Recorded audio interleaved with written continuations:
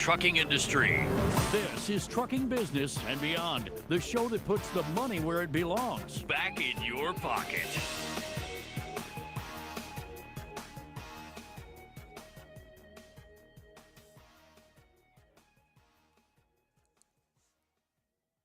Good morning, you beautiful bunch of fuckers, and welcome to my world. I'm your host, Kevin Rutherford. It is Tuesday, July 9th.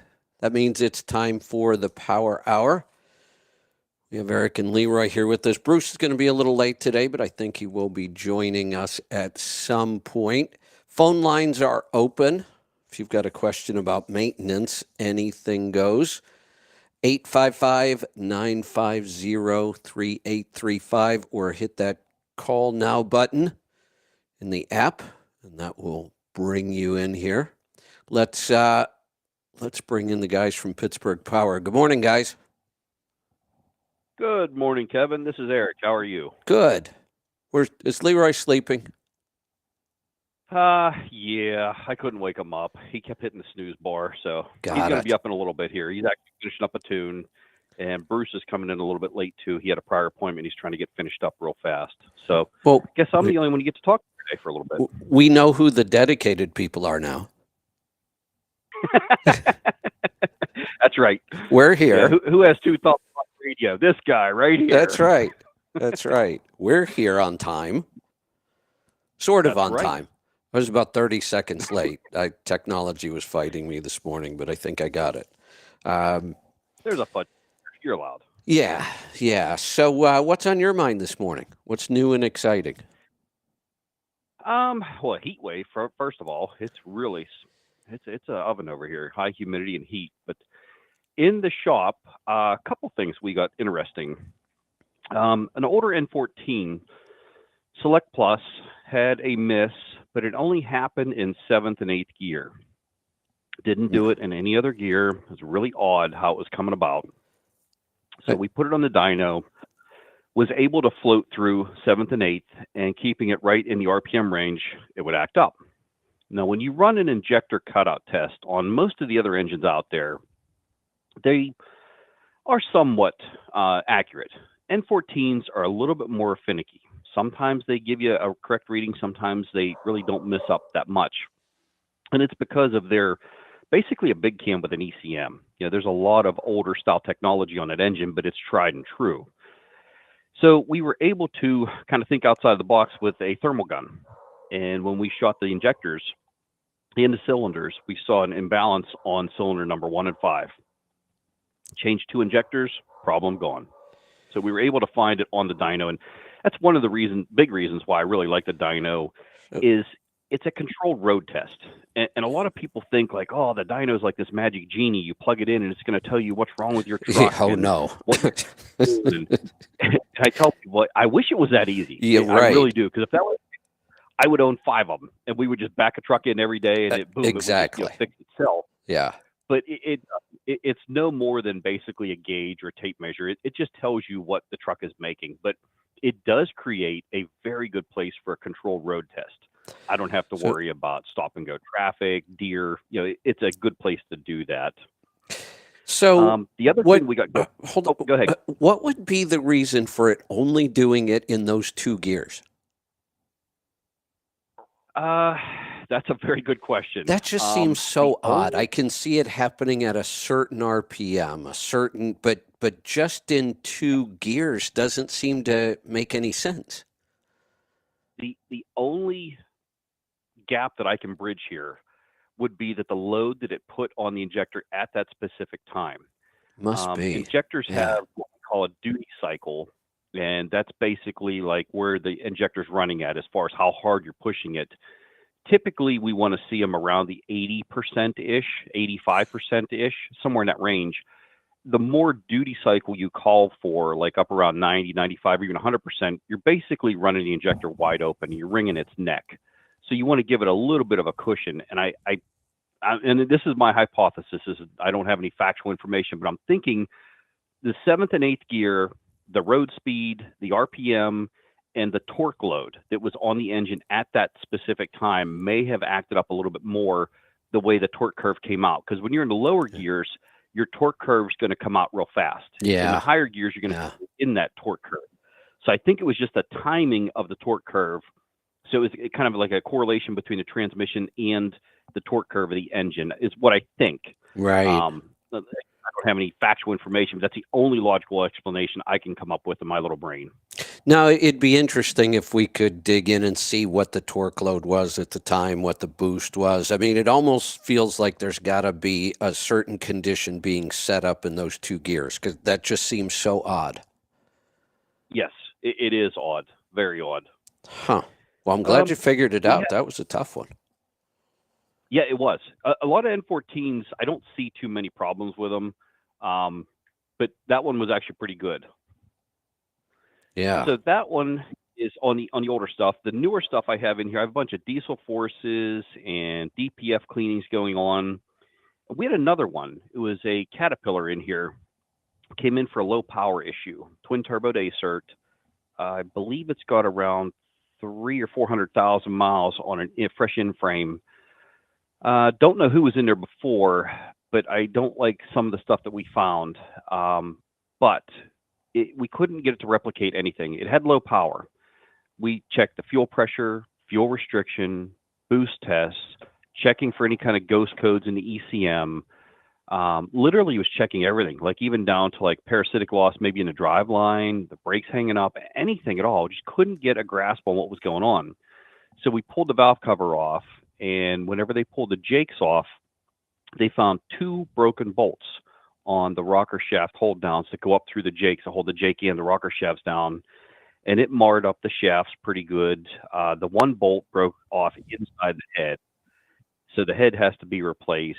But when you get into like a used truck, or this engine actually came out of a junkyard, but it supposedly had 300,000 miles. My point is, you just don't know. Just make sure you try to do your due diligence, because this gentleman's now looking at it in frame. We pulled the head off. We found 2 washed out liners. It was just completely polished out. There's no cross hatching in them at all. You could see some heat marks on them too, like bluing of the liners. Oh, yeah. It just definitely had something going on. So, yeah, my heart goes out to this guy. He's not in a good situation. You think you're doing the right thing by trying to save money, but sometimes you just need to rethink your decisions before you pull the trigger on them. And your show is a prime example, of trying to teach people to think the right way and do the smart decisions. Yeah. Yeah. And sometimes it's not easy. Sometimes you need to just, and the other thing I know is sometimes we're just in a hurry. You want to get back out on the road, and here's the easy way. And sometimes we got to take a step back and say, wait a minute, if it takes me another week, maybe that's the better way to approach this. And I kind of dealt with this, but not in the sense that I need that equipment for my revenue. I mean, that's a big thing for these guys. But when it happened on my last truck that I was just using to, pull our trailer around the country, and I put a rod through the block, that's a tough place to be. This story, though, is so crazy. I'll just tell you this. So I'm down at Fleet Air Filter. David Counts' place, and he's got a big RV shop down there, and he builds all kinds of custom cars. Just a cool place to be.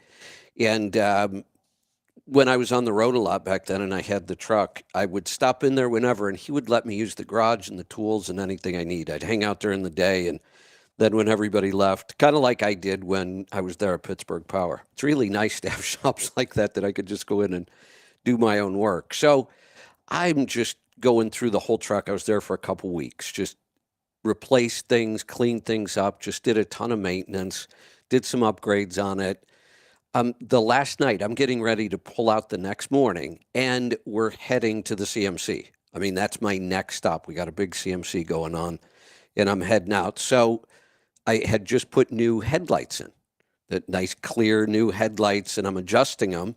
And I thought, all right, I'm going to take it out for a test drive and make sure the headlights are adjusted right. I'm bobtailing. I went a mile down the road, and I was coming back. I was decelerating to make the turn in when I heard it. And it was funny because I immediately knew what happened. I mean, there was no doubt in my mind with the sound. The engine was still running. I pulled over and got out. Sure enough, there's oil everywhere. And I thought, boy, I did it. Yeah, I know. And I'm thinking, what do I do now? Do I even want to keep this thing? I didn't pay all that much for it. but it was in really nice shape, and I just done a bunch of work to it. And so, David comes in the next day, and I'm talking to him, and one of his employees walks over, and he said, "Did I just hear you say you need an engine for a truck?" Now, this is not a truck shop. This is an RV shop. So the guy says, "Did I just hear you say you're looking for an engine for a truck?" And I said, "Yeah, why?" And he said, "My friend's got a truck engine in his garage, and he's selling it." And I'm thinking, okay, what are the odds that it's going to be, a Series 60, what I need? So I said, all right. I said, call him and, let's see what it is. Because this guy knew nothing, didn't know anything about trucks. He just knew his friend had a truck engine. We call the guy. Sure enough, it's a Series 60, just had an in-frame. They did the in-frame in the truck. And when they went to do the first oil change, they had chunks of metal. So they just yanked the engine out and put in something else. They didn't really troubleshoot or tear it apart. It was just sitting there. And I think I paid like $5,000 for this engine. And he even said, I said, we're going to tear it apart and see what's going on. You've got it out. It's not that hard to take apart. Now let's see what happened. And, we didn't tear that far into it, took the oil pan off, took the head off, looked around, couldn't find anything. I mean, everything looked clean. And I said, you know what, let's just put it back together and put it in. As far as I know, that was 5, 6, 7 years ago, whatever it was. Truck's still running around. After I got done with it, I sold it to one of my listeners, and he was using it. It turned out to be a fantastic engine. Unbelievable. What are the odds? When he walked over and said, "You need a truck engine? My friend has one." And I thought, oh, yeah, sure, that's going to work. But it did. That's great. Yeah. Yeah. But that's like I said, I didn't even need it for revenue. If I would have had to just park the truck, it wouldn't have been that big of a deal. So I get it. When this is how you make money and pay the bills, that's a tough place to be. Yeah, exactly. All right. What else we got? So that's all I have. But Leroy just bopped in here, so he's with us now.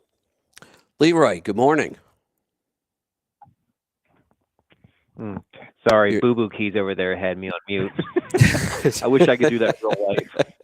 I heard you up here running your mouth already this morning.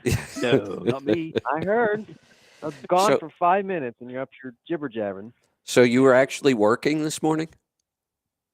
I was. Did the first time in like 3 or 4 weeks. Define work. I was watching the loading bar go. Exactly. So what's on your mind this morning? What's new and exciting in your world? Oh, nothing's new and exciting. Built a pyrometer tester a couple days ago. That was kind of cool. A pyrometer tester?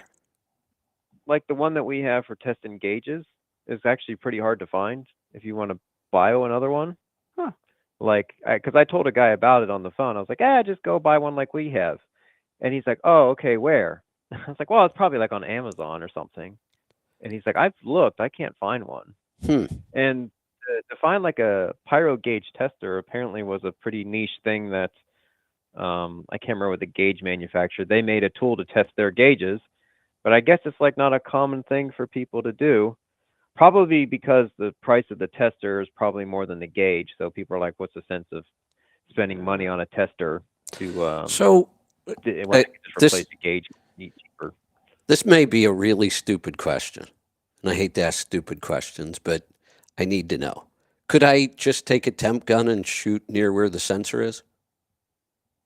Well, you can do that, but like if you wanted to see if your gauge was reading accurately at all points. Oh, okay. Because I've seen gauges read. Oh, that could be. Yeah, like that's true. Okay. And 1,000 they read. Yeah, so that's why we bought that temp gauge. I don't know when we bought that. A long time ago, probably when the stone tablets were brought down from Mount Sinai. It's in a wooden box. So if that dates it at all. That tells you a couple things, yeah. It's not even like cheap plywood. We're talking like pure oak finish, like right out of colonial times. Wow. Yeah. So yeah, it was kind of difficult to find one. So I tore the one we have apart, and it's incredibly easy to just replicate that design. It's not like I had to go into design mode and figure this out. It was a potentiometer, a D battery, and a resistor with a switch. That seems So pretty simple. I just ordered a panel here, made another one. So Cool. All right. yeah, I'm gonna send it out to the guy that wants to get one. So, There you but go. I think I only have like $18 in parts in it. We probably paid like $200 for it in the 80s. Well, I was going to say, if you tried to buy that today, the box would cost more than the gauge. Yeah. Yeah. I did find someone was selling a used one for like $10, but you never know what you get. A used tool from the 80s, whether it works or not. Yeah. The thing is, it's a really sensitive meter. It's not like because they used to have old analog voltmeters that would have like the needle that would swing, right? But this one is measured in millivolts. Like the biggest, like 1200 degrees is like 25 millivolts, which is like a quarter of 1 volt. So the meter is okay. really sensitive. And Sheesh. it's really sensitive being dropped or like shaken around. Like the spring in there that moves the needle around it's not like a 10 volt or a 30 volt panel meter. I'm surprised the one we have has lasted the test of time when we can't even seem to keep laptops together. So Well, I don't you know how know, this panel meter is. I know you're too young to understand this, but there was a time where the things you bought actually lasted. No, I thought you There- just always just bought new stuff. There was a time where you actually bought something and it lasted more than a couple years. Refrigerators. If you can still find a refrigerator from like 1940, it'll still be working. I can attest to that. I bought a house. Let me think. My youngest is 13, so I bought that house probably about 16 years ago, 17 years ago, and it had a refrigerator running in the basement, and it's like a ugly green. So it's dated probably from the early 70s. Right. That thing is still Avocado ticking away. green. That's what that was. Yeah, avocado. That's Avocado probably green. exactly what it was. Yep. That thing is still ticking away in my garage, holding a lot of good beverages. Yeah. Yeah. If you can find a really old refrigerator, they'll just work forever. Buy a new one and you might get 4 or 5 years out of it sometimes before it starts giving you trouble. Yeah. Yeah. Appliances seem to be really bad for that. All right. Do we have anything else or should we take phone calls? Because they're starting to pile up on us. Let's dig into the pile. Yeah. All right. Head first. Let's do that. We're going to start right here in Oregon. Jake, good morning. Good morning. This is for Jake. It is. What's on your mind today? Hey, Kevin. Good morning. Hey, trucking through Oregon. Question about the fuel. I heard this on a replay the other day. You mentioned seeing the 99% biomass type fuel. Now it was I always try to avoid. 55, I think, is what we have here locally in town. Okay. Well, I always try to avoid the bio content, and it's getting very difficult. It's always been difficult, but it's getting more and more difficult. Typically, what you see is a 20% type grade. Right. And just, I do use the max mileage fuel catalyst. I also follow Bruce's recommendations and use that in conjunction with the Lucas fuel treatment. Have been for a couple of years now with good results. So I'm a believer. I'm just wondering though, does the catalyst actually change the format or the molecular structure of the biofuel? Does it work the same on that type of fuel, or is it this may be a Jane question, but I'd just like to get some feedback in that regard, because when you try to shop, say, better quality fuel, say a 5% bio versus a 20%, the 20% is much cheaper. Our fleets get discounts, or my fleet gets discounts at, better discounts at, say, Pilot versus TA. The pilots typically run the poor quality fuel, though, In this case, I was trucking through Oregon, stopped at a TA that said, hey, we have 5% fuel. So I stopped there. I paid a 15-cent per gallon premium for the better quality fuel, and it was still the golden yellow, poor quality fuel. Now I'm making that assumption. Anytime you use that or buy that bio type fuel, it doesn't look the same. It's not clear. It's not the translucent green type diesel that you're used to seeing. It's the really golden yellow type fuel. And from my understanding, that's a poor type of fuel. It's not something that you want to run in your truck. It plugs up injectors. It can harm the fuel pump. It just causes all kinds of problems. Trucking through Oregon recently, I've seen stickers on the pumps that say 99% biomass produced fuel. And I'm wondering, is that even worse than the 20%? Is it something that we should just try to avoid altogether? Here's the way I see it. Even the OEMs, because this started because of the Sprinter, says right on it, no more than 5%, which means you probably don't want to run 5%. If there's a reason that we shouldn't go over 5, there's probably a reason that this isn't really good for the engine. So B20 would be bad, but here in town, 55% biomass was all I could find. And unfortunately, we had to put it in that day. And I started looking around to find someplace else, or is there an additive that could help? And I was going to, I don't put the catalyst in because I'm usually not the one that fuels it. And it's not that big of a deal. We don't put all that many miles on it. But I thought, I'm going to have to start doing something if this is the fuel I have to run.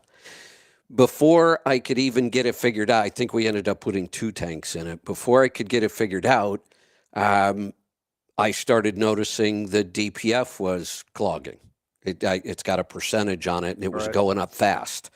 Luckily, I found really close, and it's between here and the homestead, so I go right by it all the time. Just straight number 2 diesel. No junk, or it's... The part of the problem with this fuel. By chance, can you get a truck in there? Yeah, actually, you could. Now, here's the thing: it's not a truck pump. So it's a convenience store, but it is got a really big, wide open parking lot, and the pumps are way out away from the building, and it's a straight shot in one driveway and out another. If I had to, I could get in there with the trailer. But you're going to be... It's getting harder to find the good stuff. Yeah, and you're going to be dealing with the convenience store and the small pump. And, Sure. You mentioned the color. I remember when fuel was either 2 colors. It was either taxed or untaxed, and that was it. All fuel kind of looked the same. Now, it's like you never know what you're getting. I mean, you pull up to a pump, and it's crazy. It's like a rainbow of colors anymore, and you're wondering, okay, what's in this fuel this time? But it's kind of crazy to me that we have OEMs saying, do not use more than B5, but we've got now B99 in places. That doesn't even make sense. Why are we doing that? So are we talking about the same scale, like 5%, 20%, 99%? Is that actually a 99% bio? I think so. I don't know what else it could be. That's what B5, B20, that's what those terms are. They give you the percentage of biofuel that's in there. I mean, if that's the case, my goodness, what kind of impact is that having on the, injectors and everything? Fuel pump. Yeah, the emissions. The emissions are my biggest worry. Right. And we do. So the second part of that question, does the, and again, this is probably a Jane question, but does the catalyst and the Lucas fuel treatment, does it mitigate those possible issues? That is unless somebody else on the call knows, I'm not sure. That would be a Jane question. It should, because of the heat generated. Most of your problems with the biofuel is going to be from paraffins and other additives. And to answer your first question, the B99 is the percentage rate. And according to the U.S. fuel tables, they say up to 99.9% can be considered B99. So if you're talking 0.1% of conventional number 2 diesel in there, you might as well just say it's Why B100. bother? Right. That's Right. unbelievable. I mean, that's unbelievable. Well, and here's the other Catalyst, so do those even have the? thing I was gonna about say the this Go ahead, guys. is Go that ahead, Kevin. what I've noticed as soon as we started going to biofuels is the inconsistency. They're just not the same. You never know what you're dealing with. One time you put in some biofuel and everything seems fine. And the next time you put it in, you're clogging filters, especially in the wintertime. We saw a lot of that in the beginning.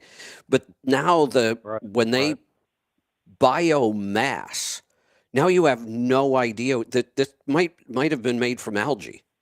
I mean, we don't even know what it's made from when it's called biomass. They're just using something to create this stuff, and I think that's why we get all the different colors and inconsistencies. And at one point I talked about finding a fuel expert and talking about all the different fuels and the different ways they're making. We see if we could learn something from that. Maybe I need to try that again. Find somebody that could explain all of that to us.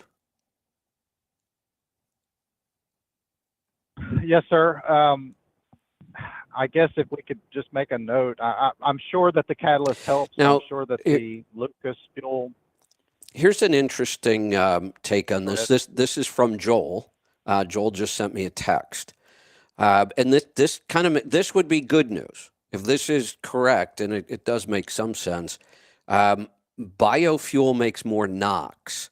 So the OEMs have to make those claims saying you can't use more than B5 because if you do, their engine may not meet the EPA's requirements. So, and Joel says it won't hurt the engine at all, may just use more DEF because of the increased NOx. Right. That would be good to know if this really isn't causing us, maintenance headaches. And if that was the worst that happened, the engine had to regen sooner because of that. I just don't want long-term damage, that kind of stuff. But that kind of makes sense that's why the OEM is putting it on there. But here's the other thing I was about to say. If the OEM is saying, look, you can't use more than B5, and now we're dealing with B99, you would think the OEMs, if it would hurt things, would be screaming from the rooftop, you can't use this. And they're really not. They put that little warning on there, and that's probably an EPA thing. So maybe it's not as bad as we think. Well, with the NOx being higher on a biofuel too, that just reinforces why you should run the catalyst. Correct. Yeah. Because with the catalyst, you're going to reduce the emissions and the NOx. So you're not only going to save money on that for downtime, but also on your DEF consumption. Right. The less NOx you're putting in through the after treatment system, the less DEF has to be injected into that system. So with a bio, I do agree with Joel that it definitely does produce more NOx. And that's exactly why they do that. But that's even more of a reason to run the catalyst. Right. Sure. And is the color deal, is that accurate? Or is that just a wives' tale? The clear, like if you're getting the good stuff, if it's just clear.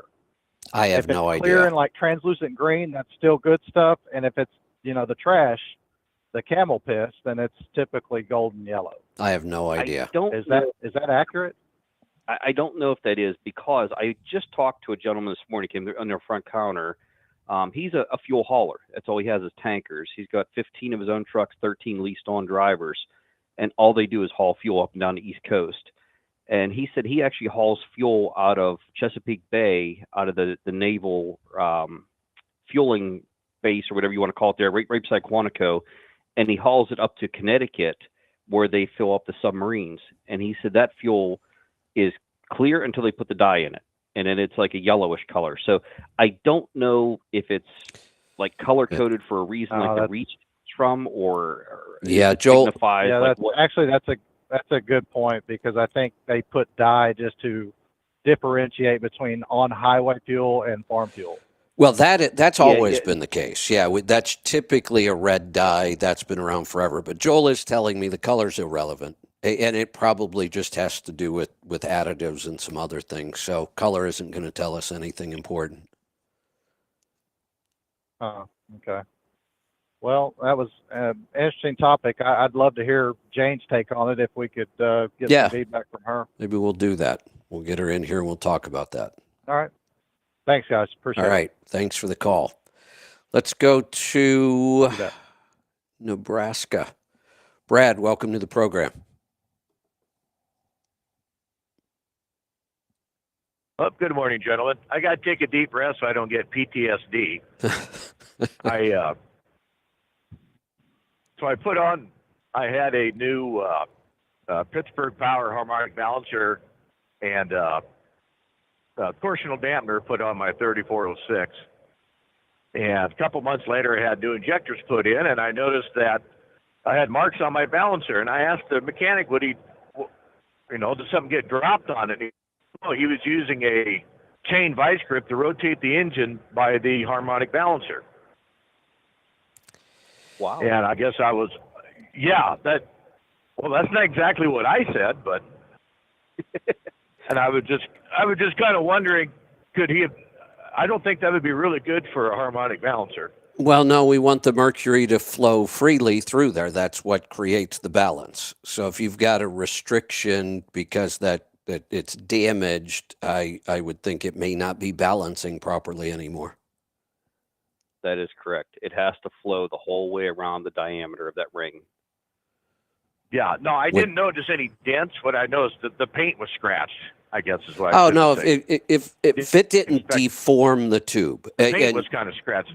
Yeah, if it's not deformed, I mean, if you can still see it's all in shape, just some paint scratched off, I don't think should be a problem. Correct. Yeah, and not the balancer, but the torsional dampener is what he used to turn it with. It's pretty hard to damage a dampener. Yeah, that's a steel, right? Steel plate shell. Yeah, you would have to Oh. really work on that thing. Those things are just about bulletproof. So, Yeah. okay, so I can skip the Xanax today then. Yeah, you'll be fine. Okay, just wanted to make sure. Yeah, you'll be fine. Yeah, I thought there was visible damage to the balancer, and that would be a problem. Let's go to Georgia. Tony, good morning. Good morning, guys. I wanted to follow up with, you got Eric and Leroy out there today, right? Correct. Yep. Hi, Tony. Hi. I wanted to follow up on the work that we were doing on my Cummins and my International, because Leroy was trying to put a tune in for me, but we were getting a persistent code, SPN 4077 FMI 07, I believe it was, that was just making it impossible to hold that tune. So he sent me home with the instructions on what to do with my mechanic. So he did go and went through the fuel pump and said there was absolutely nothing wrong with the fuel pump, took the head off of it, everything looked great, but he did a return fuel test on it to see if there was something possibly leaking in the injectors, and did find the 5 and 6 had failed. So we replaced the 5 and 6.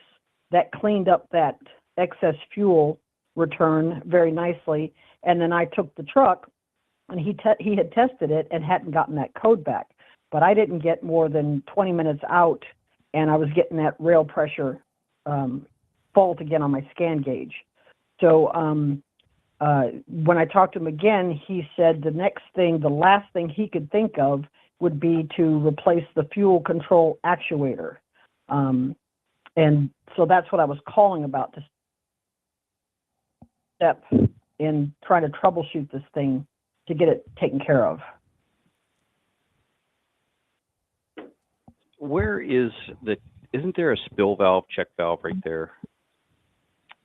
There's a overpressure relief valve on the fuel rail. Did you say it was injectors 5 and 6, Tony? Yes, that's what we replaced. And that's the last two on the rail. The thing is in the front. The relief valve is in the front, though. That's right. Never mind. Yeah, he tested each one, plugged up each one, tested each one. And so we came up with 5 and 6, and he replaced it. And I will tell you, I do notice a marked improvement and the get up and go, the power from start. I had already had the diesel force clean there at the shop, but before we did all this, and he also put the damper in the back, which absolutely eliminated that constant vibration I had at any speed. I do still have a vibration when I got it up to 70 and 75. I don't drive that. I drive at 60, 62, but I wanted to test it out, and I did have quite a lot of vibration. He hasn't put the balancer in. I was going to have you guys do that next week when I bring it up to do the tune, but I still need to get this code taken care of, and that's the only solution he could come up with was that fuel control actuator. Yeah, I mean, it just depends on where he was at on the troubleshooting and what steps he did and what steps he didn't do. I mean, if he wants to share that with us and he says that's where you're at in the Cummins troubleshooting tree, then yeah, that would be a good next step. But yeah, I would have to know where he was, what he did, things like that. So. Okay. His name is Brandon. I can have him call you. I know he talked to Eric before about the balancer installation on my Cummins. It was apparently different. The holes line up different or something. But so he doesn't have any problem giving you a call and just trying to run through it, because I already paid for the actuator. If this is going to take care of it, great. But I'm starting to feel like I'm going down that throwing parts at a problem thing, and I don't want to do that. Yeah, no, you definitely don't want to do that. Also, I think there's some remote tuners in your area. I think you said you're around the Atlanta area, right?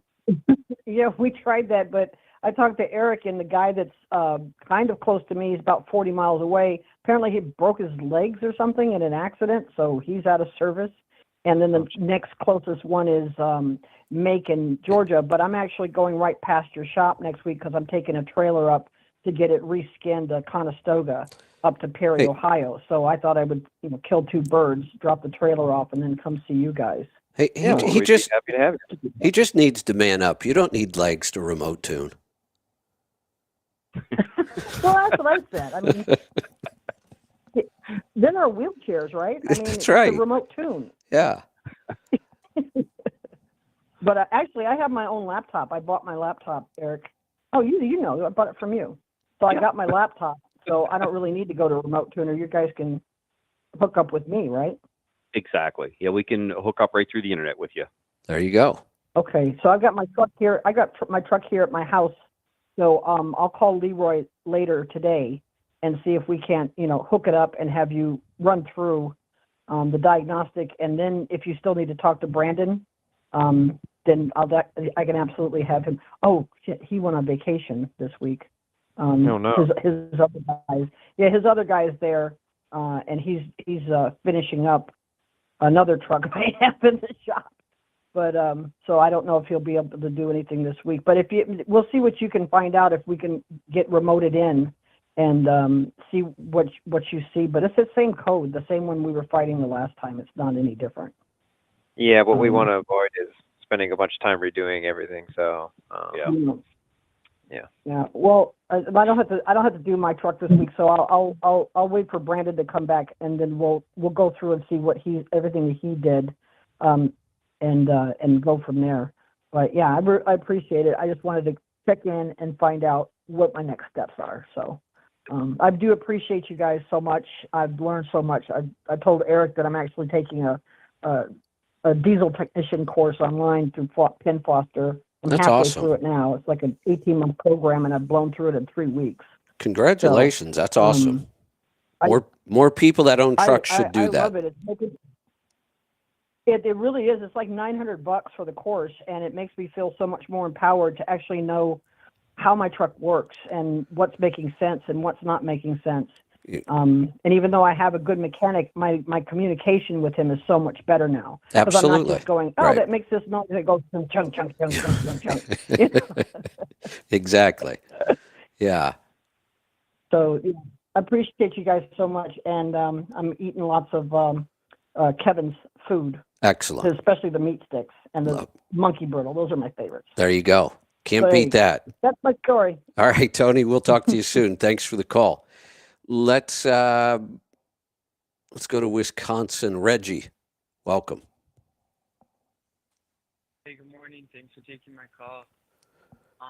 Hey, Reggie, if you could Get a little closer to your phone or speak up a little bit. You're really. Oh, sorry. There you go. Much better. Sorry. Thank I'm you. I'm riding my headset low like a Peterbilt guy. There you go. But I just called in. I wanted to disagree with Joel. It's always fun. But I do really have a point I do want to make. All jokes aside. So you do have to trust your eyes on the diesel caller. And that first caller of the day, he said it so eloquently. So the reason I know that this is fact, the color of diesel indicates quality, is because in Wisconsin we're still blessed to be able to get number 1, number 2, we can get off-road, and then we can go to like a Love's or something and get that yellow golden diesel. And in Illinois, diesel tax is like 79 cents, and in Wisconsin it's like 35 or 34, something like that. So it's 9 times out of 10 a better buy to buy diesel in Illinois. And I'd get it in Illinois, and the truck would just sound like shit. And I was like, what the hell? It pissed me off. The truck sounds like shit. It's more ticka, ticka, ticka, ticka, ticka.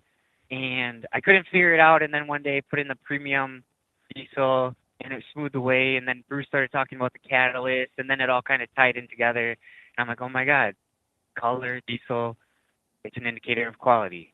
So I agree with the first caller. But the reason why I called is the N14 is based off an engine from like 100 years ago, and it's the Cummins H model, and then they made an NH after that.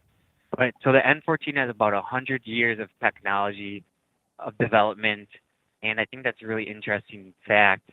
And I was just calling, I want to hear your guys' thoughts on like maybe like a moon project for Pete, you know, like something to like, you know, pay our tributes to Pete and build an engine that's super efficient and, you know, does all these great things. Because it's been a long time since Pittsburgh Powers had a cool engine project.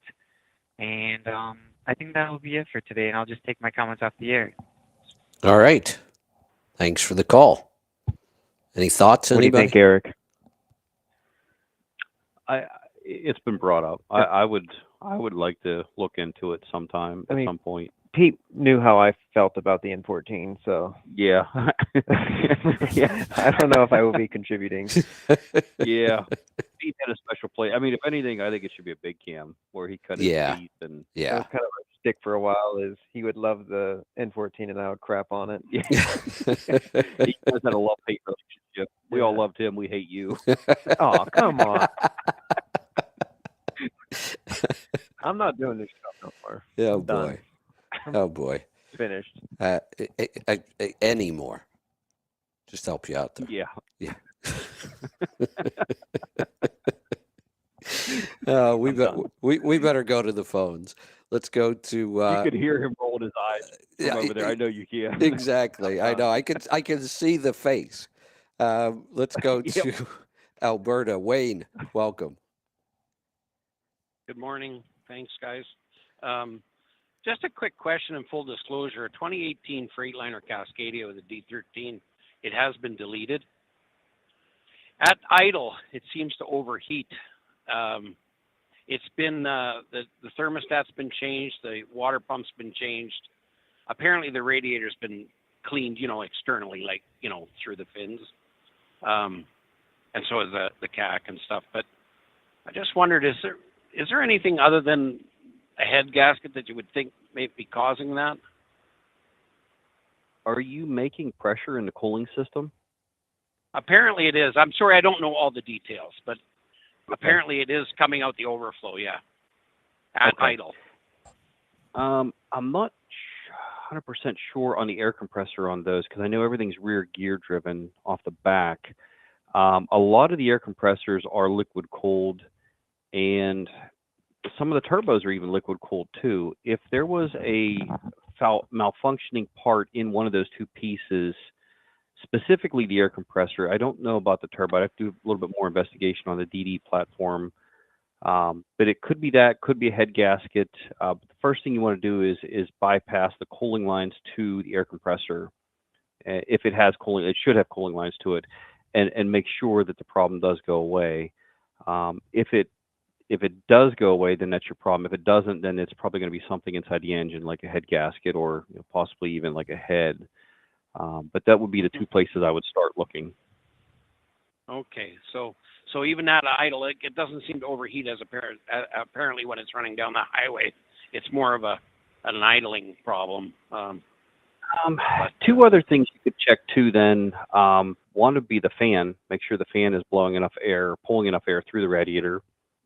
But also, do you have an infrared temp gun, like a laser pointer? We can get one, yeah. Yeah. Okay. Shoot the top and the bottom tank of the radiator. You should have about a 15-degree loss between the upper and lower tank. If you Okay. do not, the radiator is not doing its job. It's losing its thermal efficiency at that point. So you want to make sure that it's definitely transferring the heat out of the fluid. Leroy, would the tune have anything to do with this? I mean, could the timing tables be off and maybe make it a little bit extra heat at idle? I don't know. Okay. Could you elaborate? I have no idea. Got I it. didn't know if the timing tables would maybe disguise some of the temperatures, because I know they can disguise some of the pyro. I didn't know if they could actually help or hurt the water temps. Nothing. You seem to be stumped.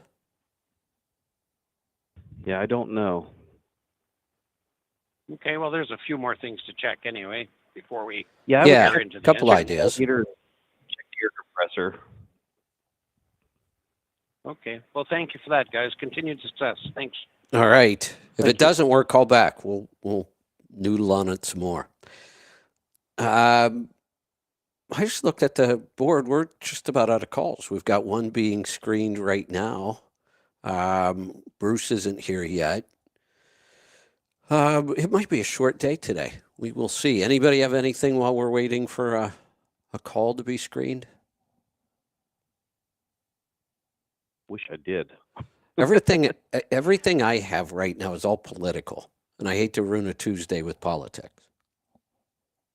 Oh, come on, let's hear it. All right, I'll tie it into Tuesdays then. What do you? I'll ask the question.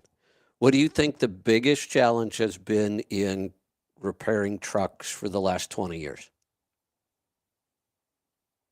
I've only been alive for like 7 or 8, so I Right. have no idea. I know you wouldn't know I would this.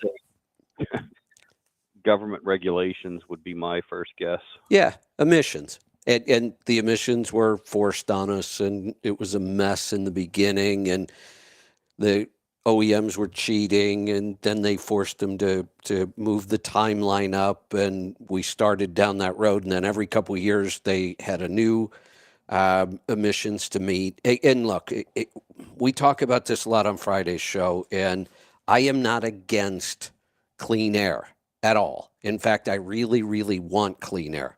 A lot of us remember what it was like. Your eyes used to water if you walked too far through the truck stop at night. With all the trucks idling, the exhaust, you smelled it, your eyes would water. When I was in Costa Rica, we send all of our old trucks down there, and if you got behind a couple trucks on one of those 2-lane mountain roads, Costa Rica looks just like West Virginia. It's about the same size, too. You couldn't even breathe. I don't want that, but I also don't want people that we don't elect having so much control over our lives.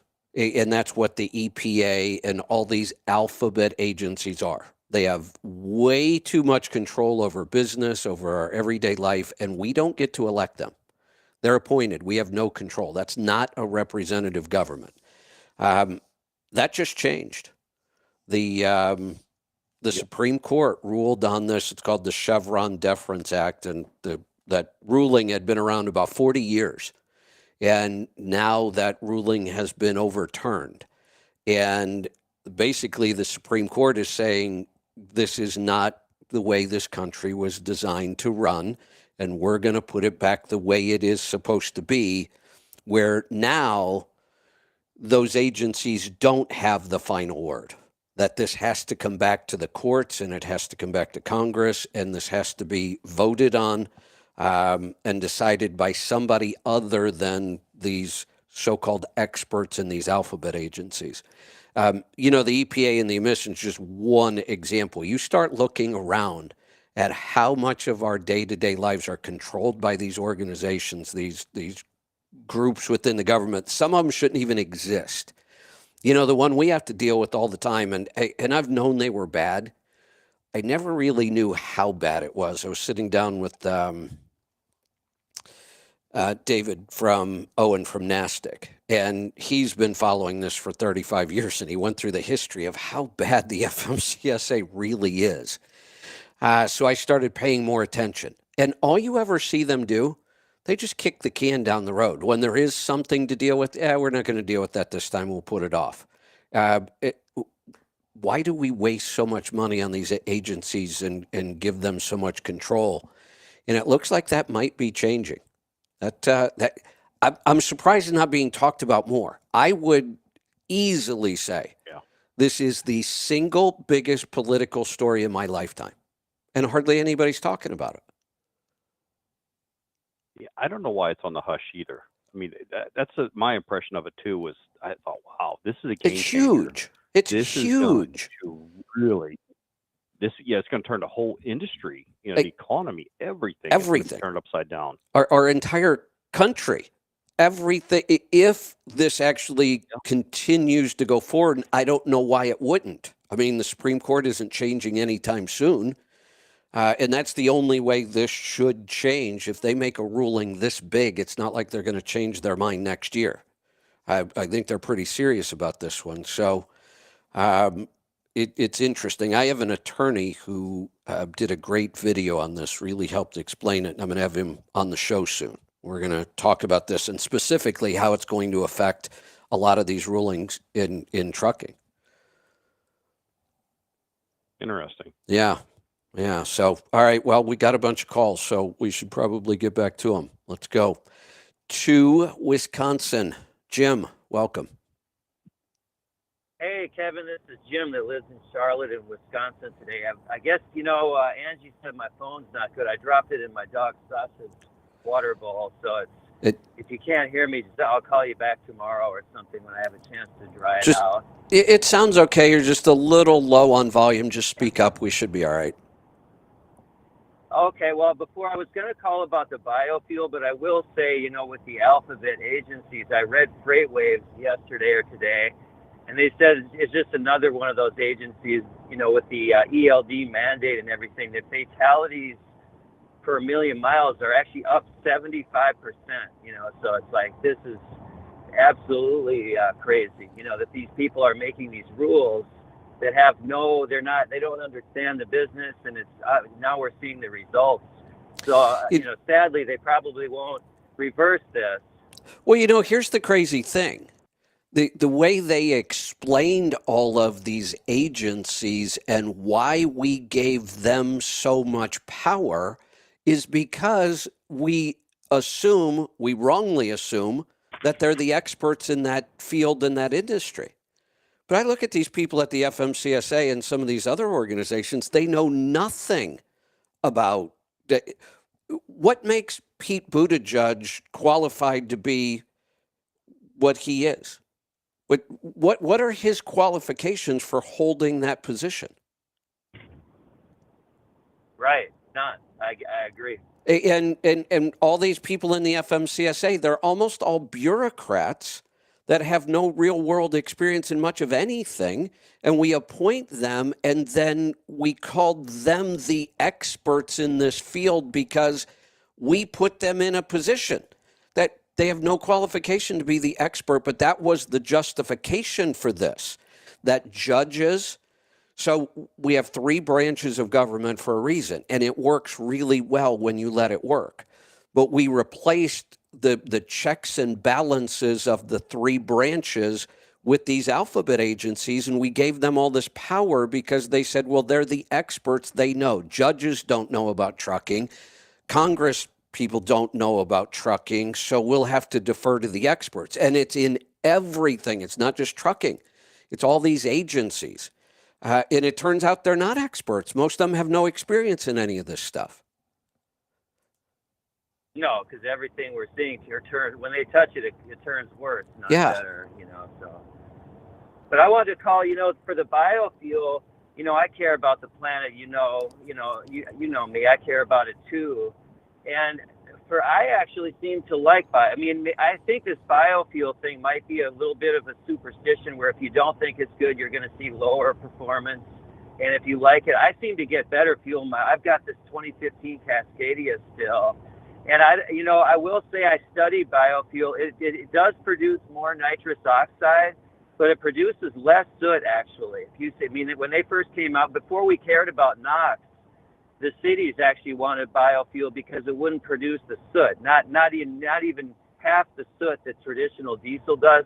And I like it because it would be that would be a truly renewable fuel if we could grow maybe find some stuff that you can't grow food crops on. If they could find a way to grow biofuel like hemp seeds or something in bad land, with maybe waste, human fertilizer, to totally, kill a bunch of birds with several stones, but then it would be a sustainable, it wouldn't be a CO2 even, and so I don't know. I think biofuel is drastically underrated, and it's actually more lubricity. When they took the sulfur out of fuel, the biofuel has more lubricity for the injectors than even original diesel used to with the sulfur in it. So I think it's a good thing, personally.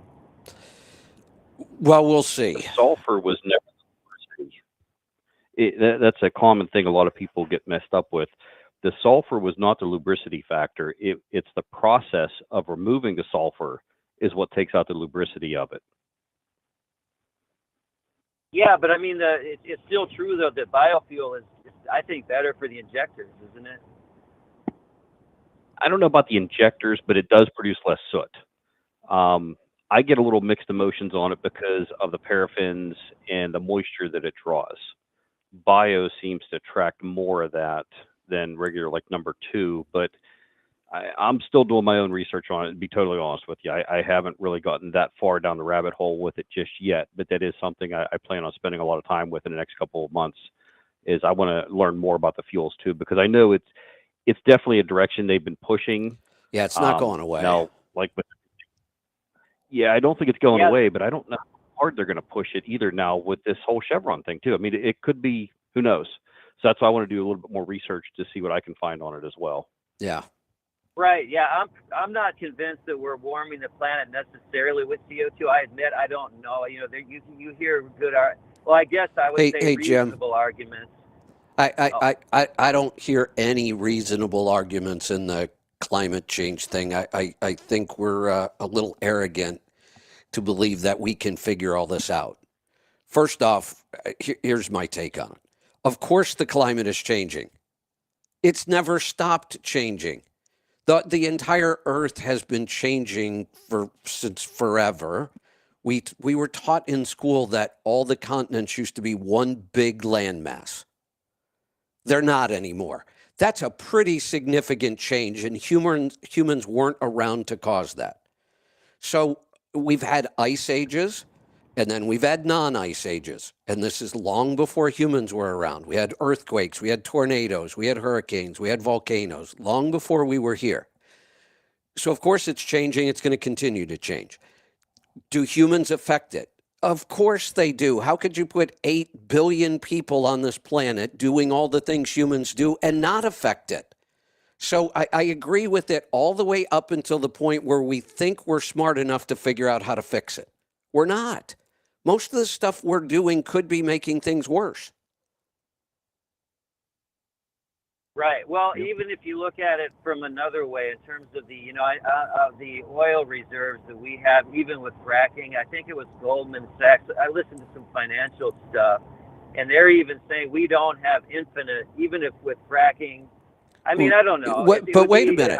I heard something completely different, that the idea that all this oil came from a bunch of dinosaurs, fossil fuels, is totally wrong. Right. Well, what if that's not true? No, I heard that too. What if this is something that the Earth just continues to produce for whatever reason? Yeah, that would certainly be good for us. Well, right.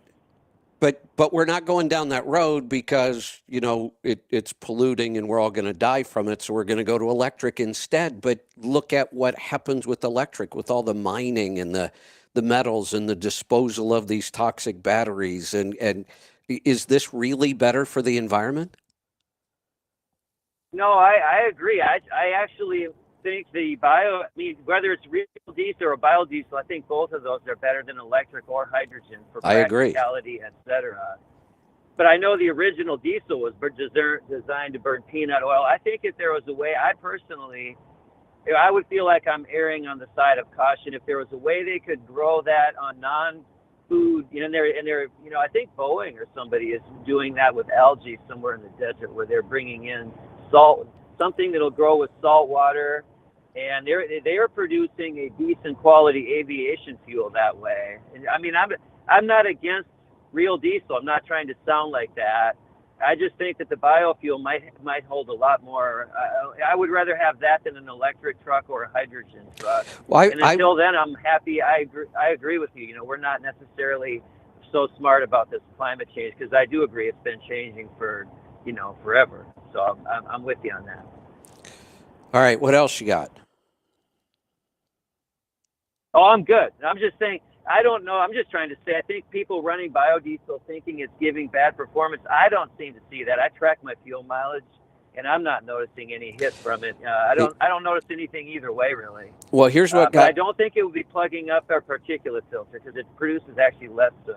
Well, here's what just my experience, and this certainly isn't scientific. I don't check the gauge on the DPF on the Sprinter all that often. Once in a while, if I'm goofing around with things, I'll get in there and look. And it's usually pretty low. It's usually in the 10 or 20%. And I kept wondering, does this thing ever regen at all? Because you have no indication. If it's ever regen, there's never any indication. There's no light. There's no nothing.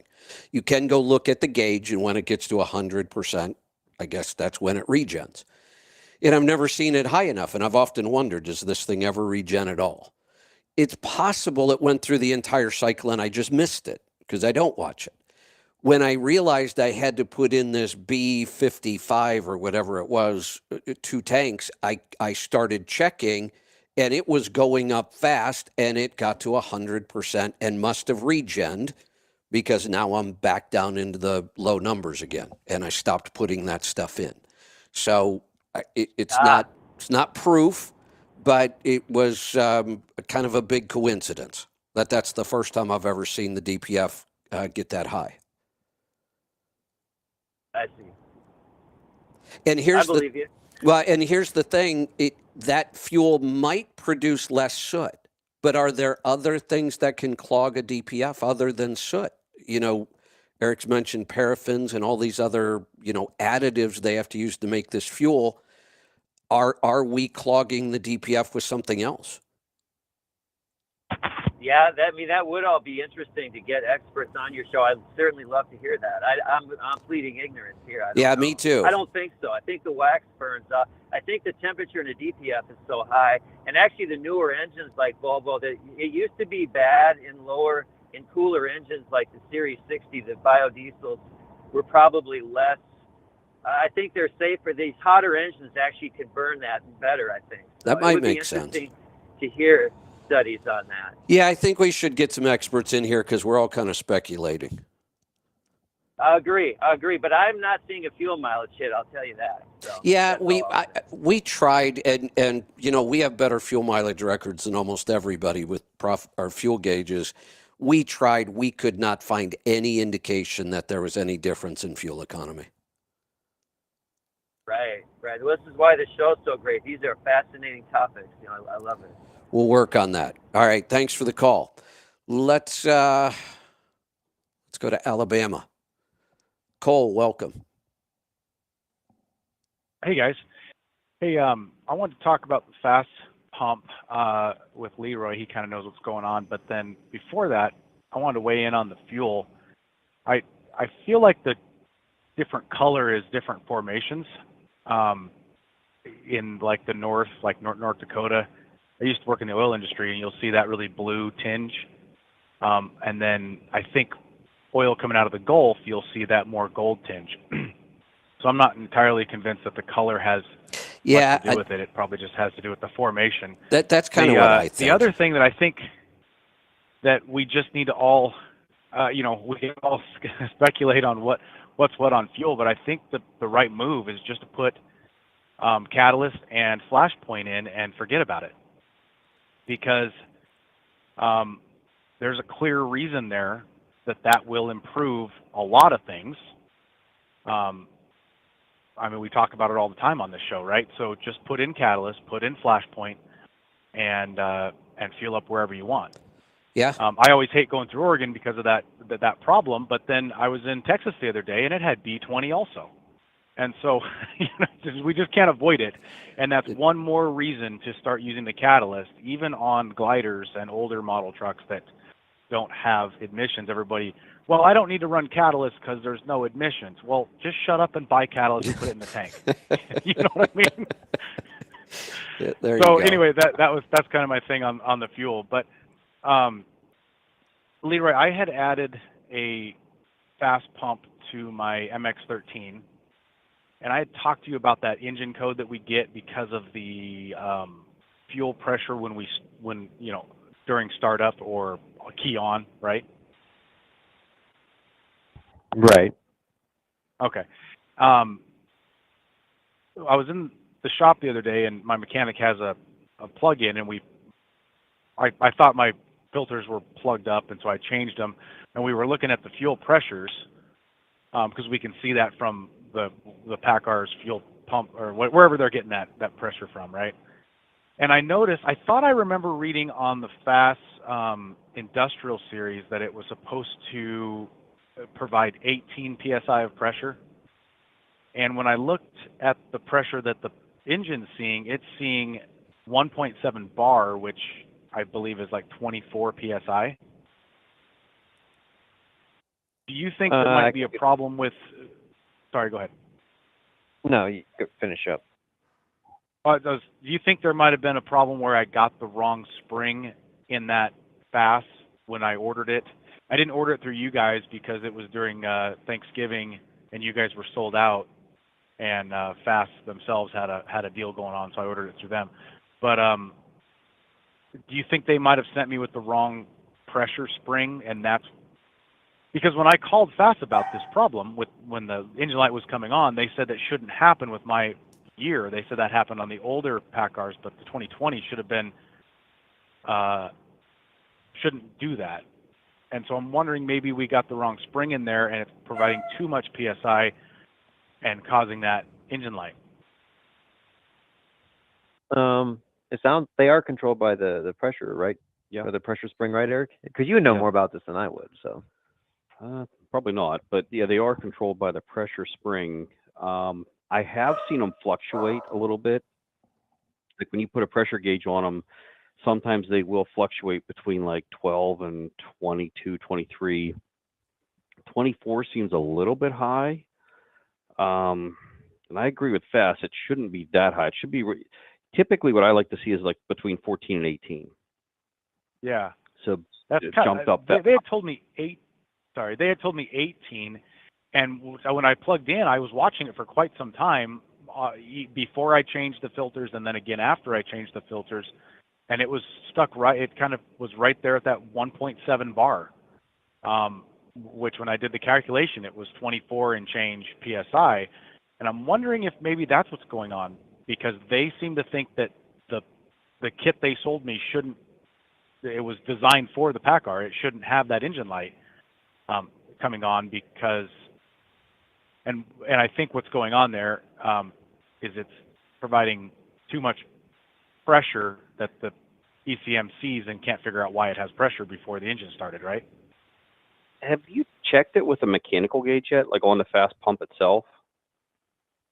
I haven't. I need to put one on and actually just run it up to the cab. That would be great, but I haven't yet. It's not been on the top of my priority. I mean, it works great. I can ignore the engine light.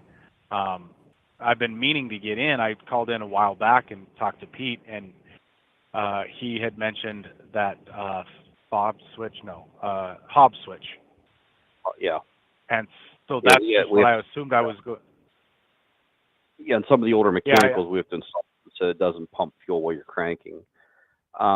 Yeah, on the side of the silver puck, like on the front part of the fast, there's a G port for gauge, and we have just like a little 1-inch gauge you can screw right in there. Now, you can put it in the cab too. Most guys just put it right out there because they just don't want to bother running a hose through the firewall.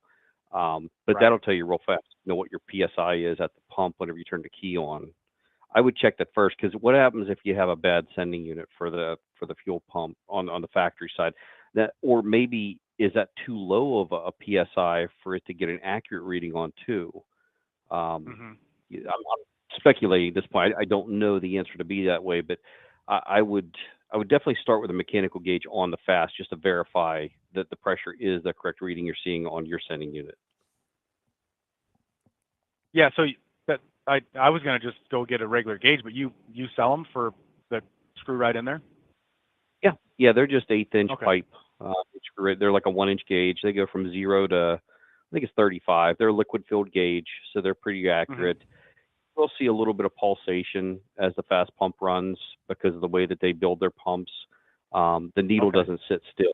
It's going to jump around a little bit, but it's usually only like a pound or two. It's not that much. But yeah, we do have them here. We can ship one right to you. Okay. I need to order some more Flashpoint too, so maybe I'll make an order. Because that would be a nice thing to be able to just open the hood and see what. Do you think you'd be able to determine when you need to change filters from that gauge, or is that going to be pretty difficult? You can, but we do also sell a restriction gauge that you can plumb in on the side of the base unit itself.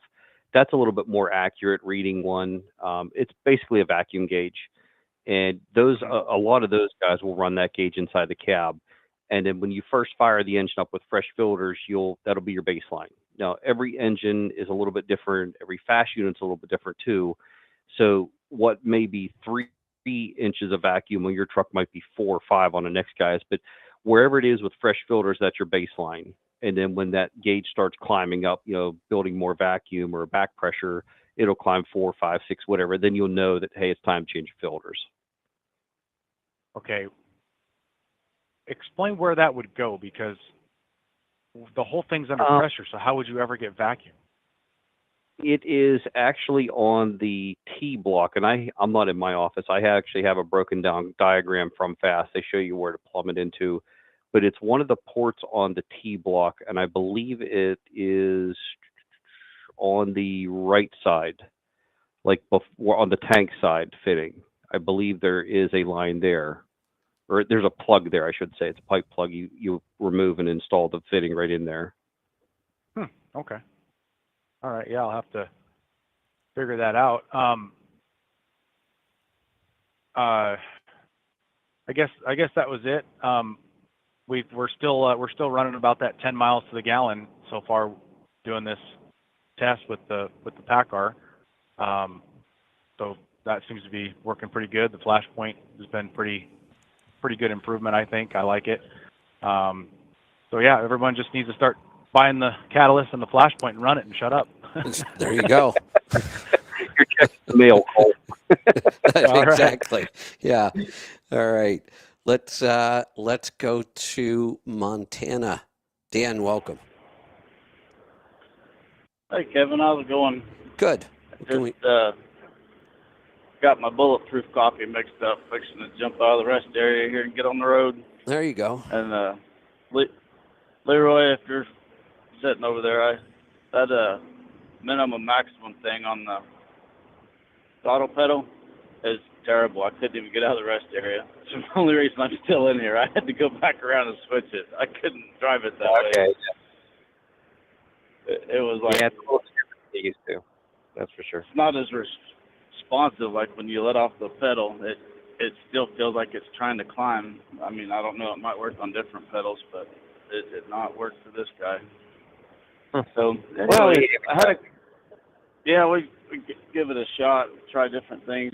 You never know unless you try it. But I was going to ask you earlier about the auxiliary coolant tank, and Bruce talks about the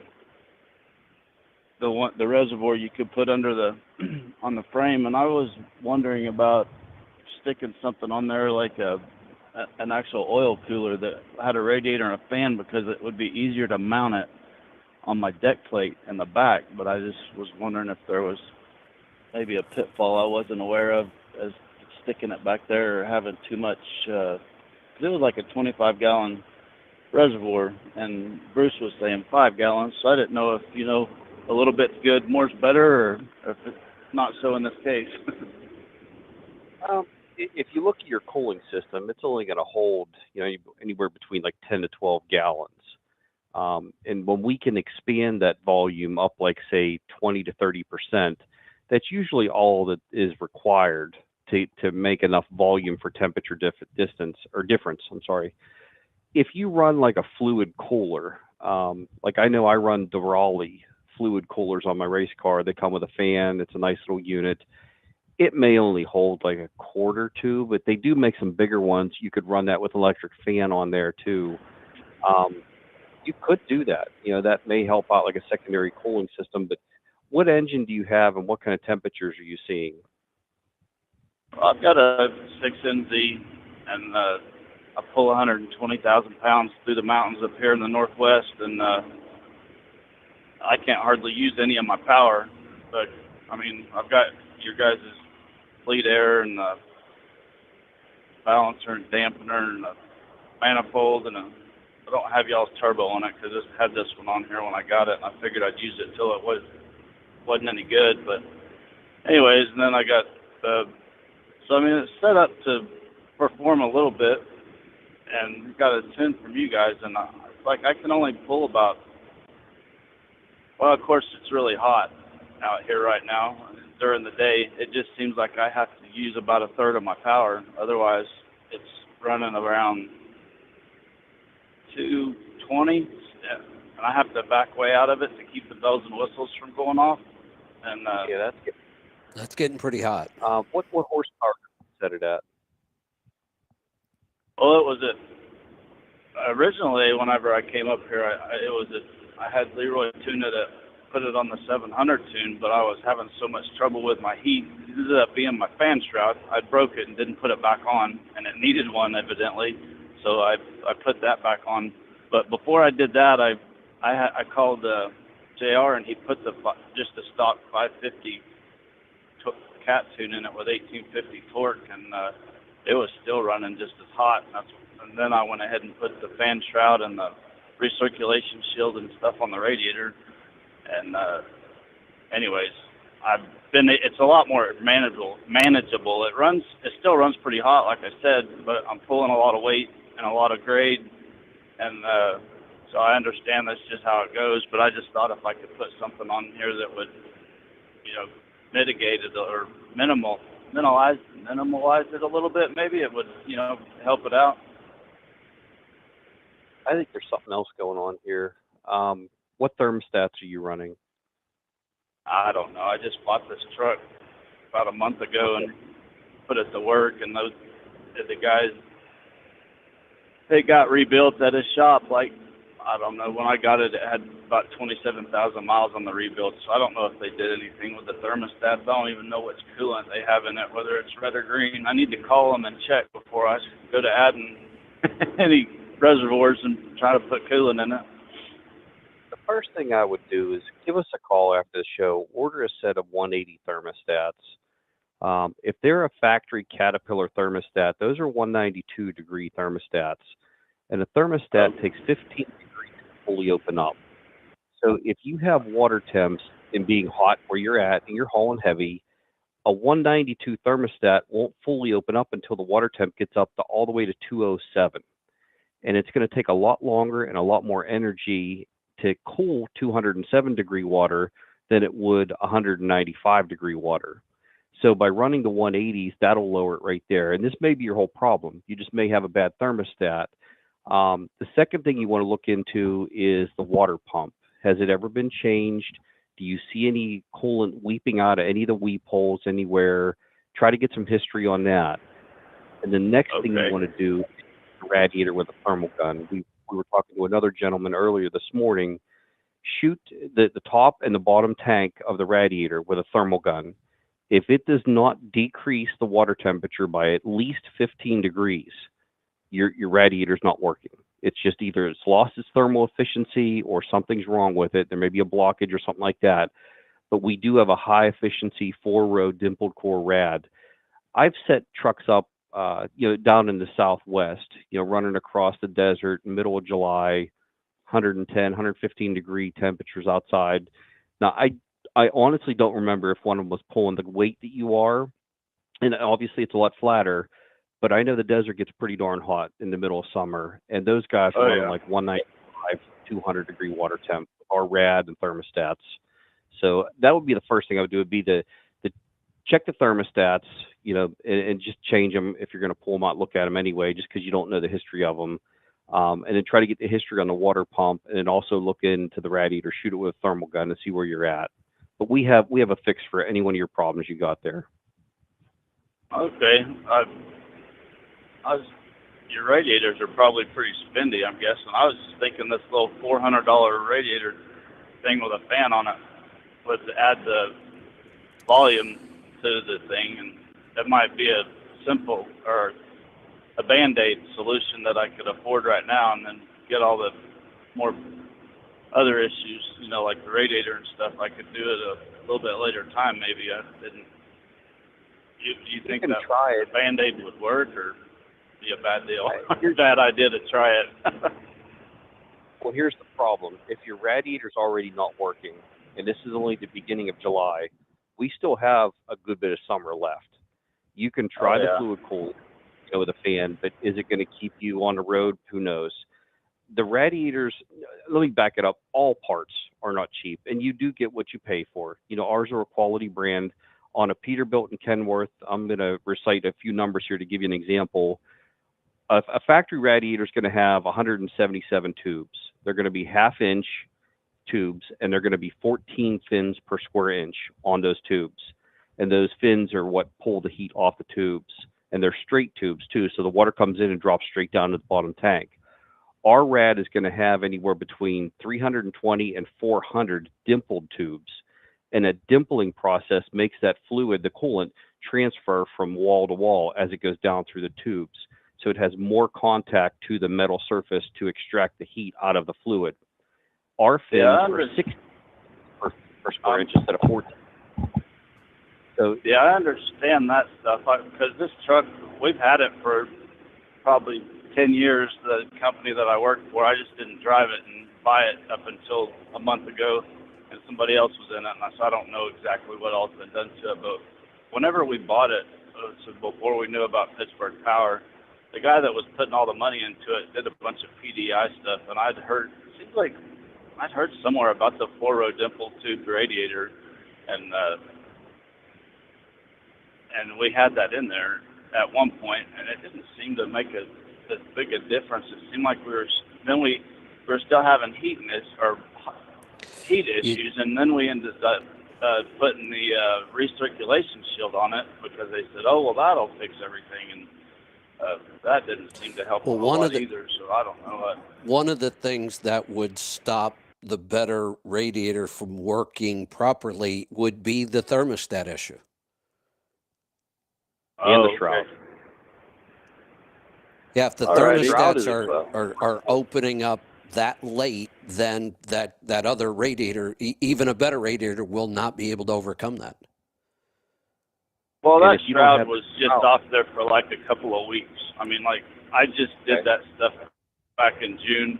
It's had a shroud and all that up until I tried to put my balancer and damper on and tried to put the shroud back on, and I broke it because I didn't take enough stuff off. I was trying to flex it, and it was a little old and brittle anyway. So, I mean, it's always had all the stuff it was supposed to have, but just recently, since I've gotten it, I couldn't hardly go at all. I mean, as soon as it got hot, it just wouldn't pull without getting hot, and then so that's when it only went like a week or two without the shroud.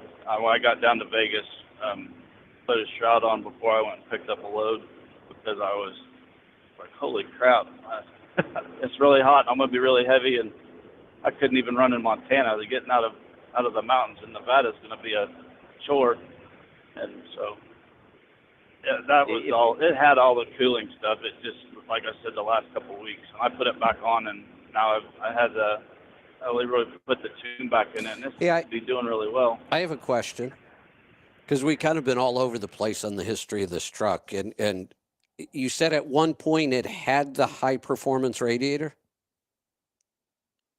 Yeah, back in What- 14 when we bought the truck, or whenever the guy that I drove for at the time bought the truck, he put all the PDI stuff Why- on it. He put a 4-row dimpled Why tube was that radiator ever? and a, Why was that ever taken out?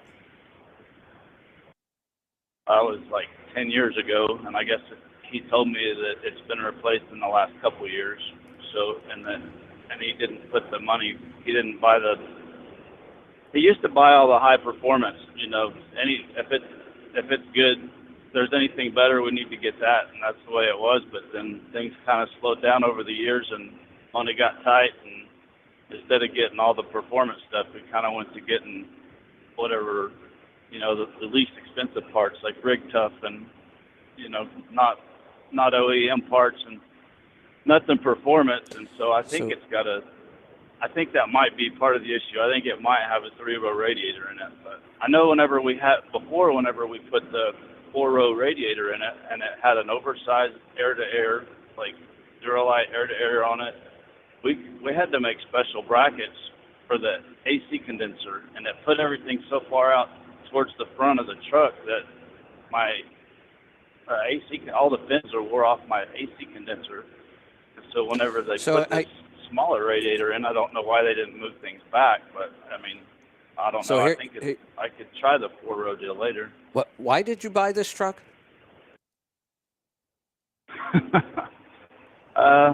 To get by, I guess. I knew I should have. Shouldn't have had Kevin on this call. Yeah, it sounds like this truck has kind of a sketchy history. Yeah, it's been mistreated and neglected for the last 3 or 4 years with the driver that was in it. So I'm just trying to get it pieced back together. I was going to buy a different truck, and I've been partners with this guy, and it just didn't. He was a little bit upset that I wasn't going to buy one of the trucks that we'd had, and he's financing it. So I said, well, I guess I'll give it a shot and see where we go. All right. See how it goes. I would take Eric's advice on this. Check those couple of things, and you know what? It might be as simple as the thermostats. Yeah, And I might. I just wanted to add too. Like, if you're pulling 120,000 pounds up and down the West Coast, your cooling system is very important to you. Yeah. I mean, the radiators are not cheap, but they work. What is the bill? I wasn't trying to cost? dicker with you on the price of it. I know you get what you pay for. I was just saying, I started out on a shoestring budget this last month, and I can't afford a radiator right now. Try to save up and get one, because that's what's going to keep you on the road and keep your paycheck coming in. You don't want any downtime.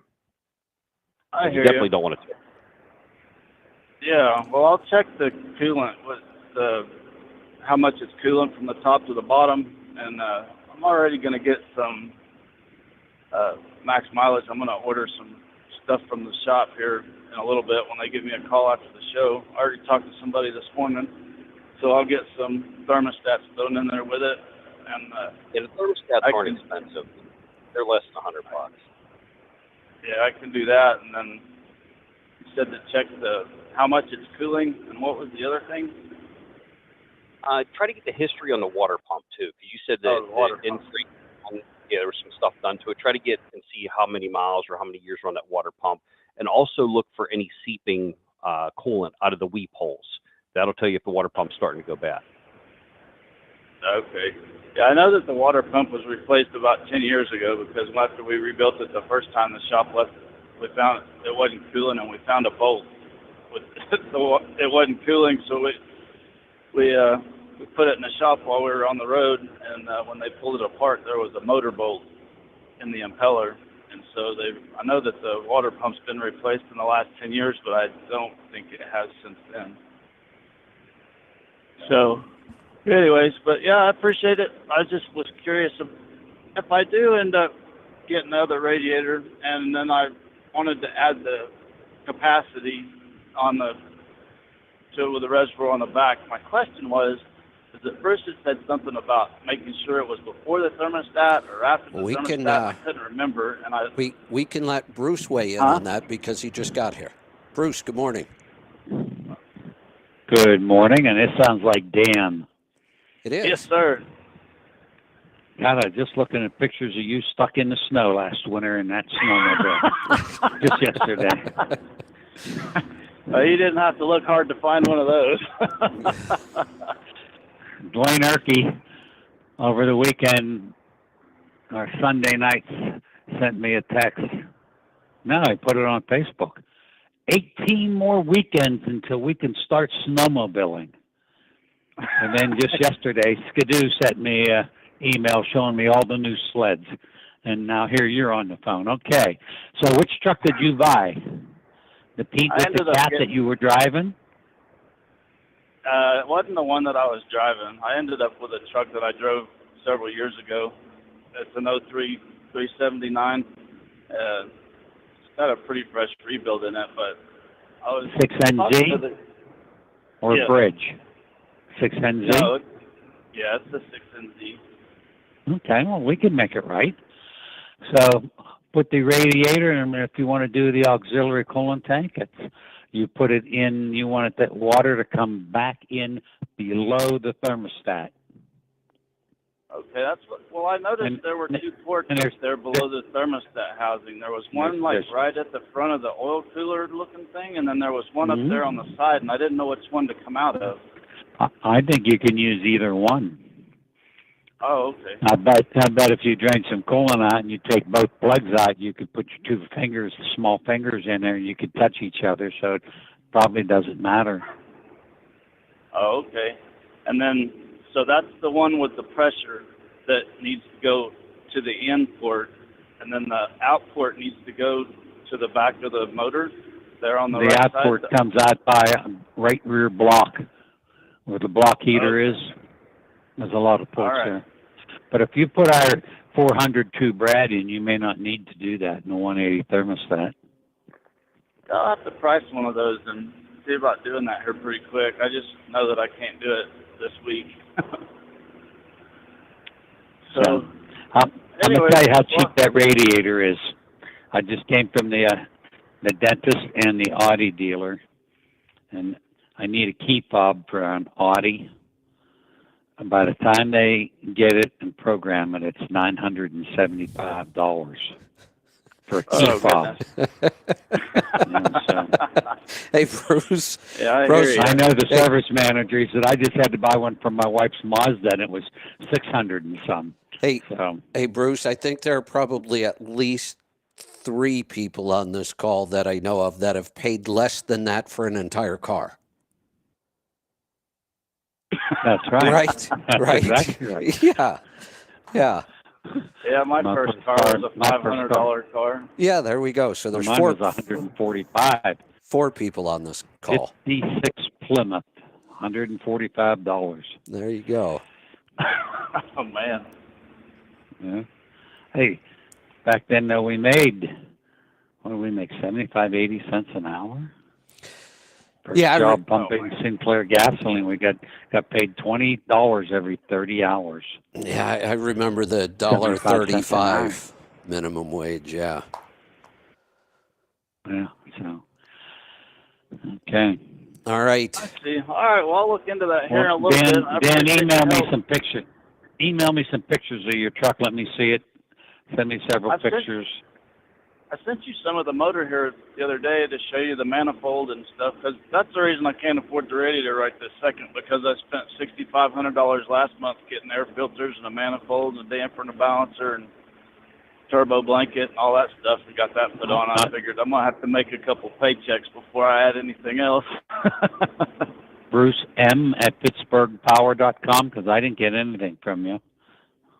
Oh, okay. Well, yeah. Well, you've got my emails before, and I sent them to the same one. The deal pops up. It auto-fills on Gmail. But anyways, I'll resend them here when I get a chance.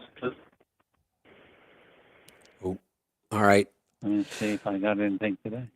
I think we're losing that line. So we are going to move on. Bruce, since you just got here, what's new and exciting with you this week? Well, there's a guy out there that thinks he knows something about turbochargers on 12.7 Detroits, and he keeps on putting city bus turbos, and they're way too small. And I just helped the guy over the weekend. We sold him the turbo, and he helped him get it on over the weekend. He had lots of questions, and he was messaging me back and forth. But he went from 14 pound of boost on the level cruise at 67 mile an hour with 79,000 gross down to 5. So, Bruce, do you think when somebody continues to do that, do you think they're just so confused that they think that higher boost is good? A lot of people think they want to see that boost come on really fast, and the faster it comes on. Now we're talking before the variable geometry turbo, older engines, right, non-emission engines. When the boost comes on really fast, it goes out really fast, and it just creates too much back pressure. You got to spec the turbo that you can cruise along, and you're giving speed at a low boost. But when you roll into the throttle, the boost comes right up because you have to beat the heat, the exhaust gas temperature, with boost before you get into the pull. All right. Anything else this week? Lots of big cams, without Pete took, and Brian's been off with back surgery. With Pete being gone, I'm getting all the big cam calls. So lots of farmers and lots of rebuilds going on farm tractors with big cams, and so it's been keeping me very busy. Well, we have a big cam question coming up here in just a second. I was just thinking about something. You mentioned Pete. Is anybody at the Walcott Jamboree this year? I've been getting text messages, and no, we don't have anybody. That was kind of Pete's thing. We'd have to send it. Well, that was Pete. Yeah. Pete did that. Yeah. And he enjoyed talking to the girls out at the Iowa 80 that sells our parts, and they always would come by the booth and chat with him, and he enjoyed the show. Well, and he'd always come on here after the show Eric, and give us a report and an update, and we talk about weather and corn and all that other stuff. So right now we're down 2 key employees. Brian will be back next week, so that'll help. All right. Well, let's grab this call. Let's go to Indiana. Austin, welcome. How's it going? Good. What's on your mind today? I got an 81 big cam. It's a big cam 2, and 400 or 350? It's a 300 is what it says on the tag. Okay. How many pound of turbo boost does it? How many pound of turbo boost does it make on a hard pull? 16 pounds at about 2050, 2100. Okay, sounds pretty stock. Okay. It runs real good, but I got it when I'm idling around. It's a rock truck. When I'm idling around, I get a real rich diesel smell, and it don't haze going down the road, but if you let it sit and idle, it sits there and hazes real bad, and that smell it starts to get to you after a little bit. Absolutely. When was the last time you set the overhead? And that's what I'm thinking. I who knows? I just bought it. It was my grandpa's truck, and I got it back. You think that will take care of it? Absolutely. And you'll do the inner base circle method when you go to set the overhead. So what's the reason? Why is it overfueling? Because the injectors are loose. Injectors are loose. Okay. You've lost your crush inside. I'll keep this quick. Whenever the camshaft goes around and the cam follower pushes the push rod, which pushes the rocker arm, which pushes the injector down, there's an extra 20 thousandths crush in the injector cup.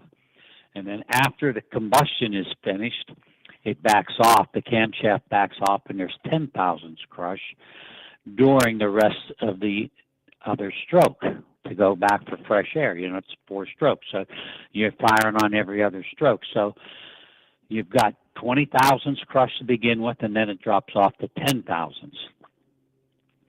Once that injector setting comes loose, you're not crushing that into there, and the carbon is going back up into the injector cup. There's 8 holes, 8 thousandths diameter, and that carbon is being forced back in there. Now, you might want to run some max mileage catalyst in that first to clean off some of that soot, because if you reset the overhead and then all of a sudden now you have a miss, it's because you forced that carbon into those 8 thousandths diameter holes. So should I run the catalyst first before I set the overhead, or? Yes, yeah. Get a gallon of max mileage catalyst, and being you're a non-emission truck, I would probably put 2 ounces for the first time per 25 gallon, because we need to do accelerated cleaning on this engine. Okay. And then set the overhead, and if you need the settings, just give me a call and I'll tell you how to do it. All righty. Okay. And what's I got the AGT Pro behind the turbo. I assume it's just you don't want to get over 1100 on them old engines. 900 to 1,000. It's a 300-degree difference. We don't want you to go much over 12,000 or 1,200 degrees on the hot side, which is in the manifold. And that's another thing people are going back to, putting the thermocouples in exhaust pipes. That does not give you a true reading. They should be in the exhaust manifold in front of number 4 cylinder. Right. Okay. Then I ran out of air there.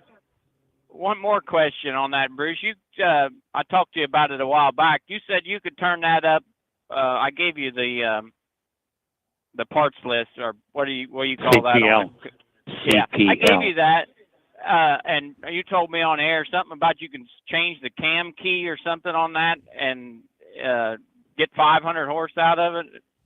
Yeah, you have to pull the front of the engine apart, pull the injectors out, send us the pump in the injectors, pull the cam followers out, pull the camshaft out, and change the cam key. We retarded timing. We can take it from 300 to 500. However, that's a 40-hour job now.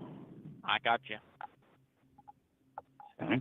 So when you're going to do the rebuild, that's the time to do that, and then we don't have to retard the timing quite as much, because we'll be dropping you down from 15-to-1 compression ratio to 14-to-1. Gotcha. Okay, something to keep in the back of my mind. So I'll let you get back to the calls. Thanks a lot, Bruce. You're welcome. All right. Bye.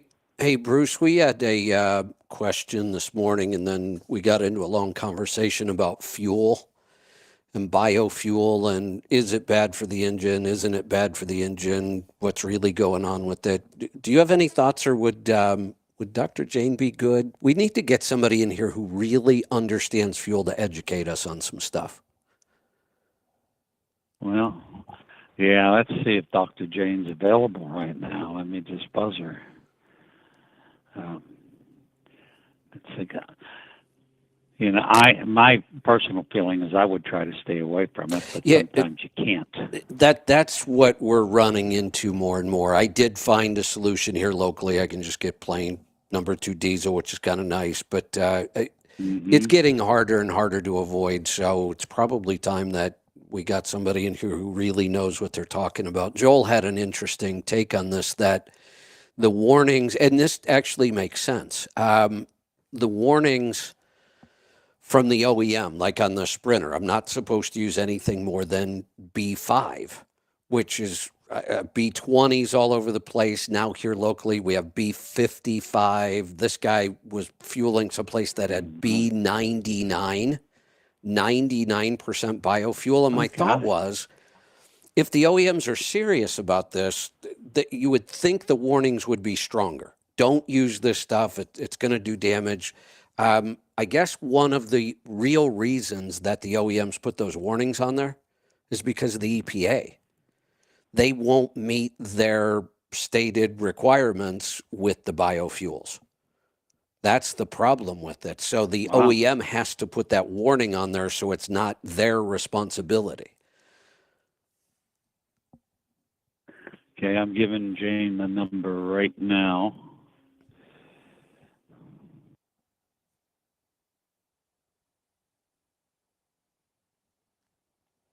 Yeah, so 486 is the second group, right? 486. 30. yeah, it would be good to get somebody in here Got your who number. really understands fuel and can explain it to us, because we're all speculating on a lot of stuff. Yeah, and look, when we take and put the max mileage catalyst in, and then we put the flashpoint in, the improvements we make with standard diesel fuel, and or whether it's the biofuel. So gasoline and diesel fuel today, you don't have a lot left in them. When you were a kid and you were putting gasoline in a lawnmower or your motorcycle, you could see the vapor coming off of it. You don't see that now. You don't smell it. Yeah. We have a guest on the line. Is that Dr. Jane? Angie? I'm going to pick up that line. It's back. It's in the screening room. Maybe somebody. It is Dr. Jane. Okay. She must have been listening to us. And she decided to call. I sent her a text message and I set the number. She called right in. So, Dr. Jane, welcome. Well, Kevin, hi. Nice to hear you. Yeah, it's great to have you here. And we had a call this morning, and we really started getting into a deep discussion about biofuels. And I just had to deal with this on a Mercedes Sprinter. The OEM says no more than B5. And all of a sudden, the only thing I have in town is B55. And I was a little concerned about it. And not long after I put it in, I realized my DPF gauge had gone up to 100%. I hadn't seen that before. So I found a solution. I found some local, just plain number 2 diesel. But this is becoming more and more common. The guy that called this morning said he was forced to put in B99. So we started speculating, which is all we can do because none of us are fuel experts. So I decided we should probably talk to somebody that understands fuel better than we do. And just kind of get the scoop on all the, we have biomass. It seems like they can make biofuels out of all kinds of different stuff now, so we don't see a lot of consistency. Can you clear up any of this for us? Oh, dear. Yeah. I appreciate where you're coming from, Kevin. I'd like to go back and do some research on it to give you some more grounded answers. Is that a possibility? That would be awesome. I really appreciate that you want to go do that, because I get it. That's I'd like to know that you have the basis and the knowledge to understand all that. I've tried to go read and figure it out, and I'm just missing too much of the basic knowledge to know what I'm reading. Understood. Absolutely. Well, B55, I can tell you this, B55 is the highest level that I have heard of. I mean, the highest I'd heard to date before you shared this with me was B20, which is 20% biodiesel. And B99 would be more similar to what they're calling the renewable diesel, which is, slightly, but it's probably not renewable diesel. It's still a blend of 1% standard petroleum with biodiesel, which is not the same thing as renewable diesel. So, but I think rather than shooting from the hip as to why those interactions with the Mercedes diesel engine and that Sprinter are a concern, and that has been validated with this person's experience, I'd rather just do some more in-depth research on that, please. That would be great. Yeah, absolutely. And that's an interesting question and deserves a proper answer. Yeah, one of the answers. So, I'd be happy to do that. One of the answers we got from Do you want to?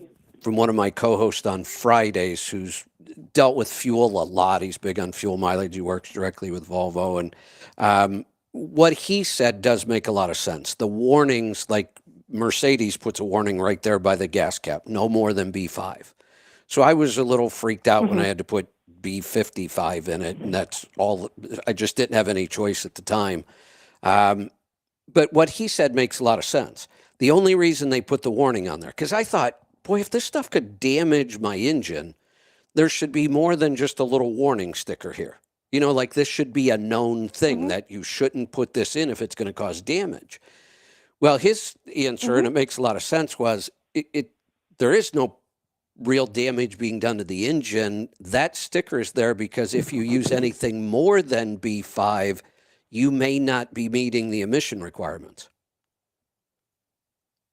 So the OEM puts the warning on there because it kind of takes the blame off them. If you're putting the wrong fuel in, then it's not their problem that you're not meeting the emission requirements. Well, off the top of my head, what it's making me think is that it's causing the exhaust gas temperature to go up precipitously, and that's triggering the sensor feedback plus the algorithm that's tied to it to say 100% DPF full or something like that. And the reason why the exhaust gas temperature is going up is because it's a more pure compound, and so in the standard diesel, there's tens of thousands of different hydrocarbon and aromatic hydrocarbon molecules individually make up that mixture. But biodiesel it's not as a broad a mixture. It's more of a homogeneous material, and when it burns, it goes hot. I mean, it burns really hot, and it could just be raising the exhaust gas temperature, which raises the NOx output, which is throwing the exhaust system emissions into a frenzy, if you will. That's one off the cuff theory that I have. I don't necessarily it's because of extra soot generation, but I think it might be more related to the heat generation and less efficient operation of the engine because of that different type of fuel and different type of combustion dynamic in the engine. But I have to research it. Okay, so long story short, I still don't know. Yeah. Well, we appreciate that, and we'll look forward to it. Wonderful. All right. Anything else? Next Tuesday, Jane. Okay. Now Bruce is putting deadlines on you. Look at that. Well, the pressure's on, I guess. There you go. We'll look forward to it. I hope I can deliver. All right. Lovely. Thanks. Lovely. Well, thanks for reaching out. Yes, thanks for jumping in, and we'll talk to you soon. Let's go to the phones again. Let's go to Ohio. Philip, welcome. Yes, thank you. Bruce just said something about on that 300 horse engine where he could reduce the compression ratio and end up getting more power out of that big cam engine. And I had mentioned lower compression, you can get more power in conversation the other day. I think I understood what he said right, but I wondered if he could explain why you could get more power with a reduced compression ratio. All right, so on a diesel engine, and basically any engine that's supercharged or turbocharged, even if it's gasoline, as the compression ratio goes down, timing gets retarded, the volume of fuel gets increased, and the volumetric efficiency improves. And so I'll give you some examples. A 300, a 350, and a 400. The 300 has a 15-to-1 compression ratio, and it's timed at 0.060, so that's 60. A 350 has a 14.5-to-1 piston that's timed at 0.065. So it's retarded 5 thousandths more, so the piston has a little bit longer trying to get to top dead center before the fuel is injected. And then a 400 is at 14 to 1 with 0.070 timing. So every 50 horsepower, they drop the compression ratio, a half a compression ratio, and they retarded the timing 5 more thousandths. So then we came along, and we wanted to go 500 and 550. So we don't want to go lower than 14 to 1, because when you go lower than 14 to 1, it's really hard to get a diesel engine started. Mm-hmm. So now instead of retarding the timing 5 thousandths, we retarded 10 thousandths. But if you take a 300 and the engine's in good shape and we want to make it a 500, instead of taking it from 0.060, we're going to take it 0.090. And then we make up the difference in the fuel and the turbocharger. Okay.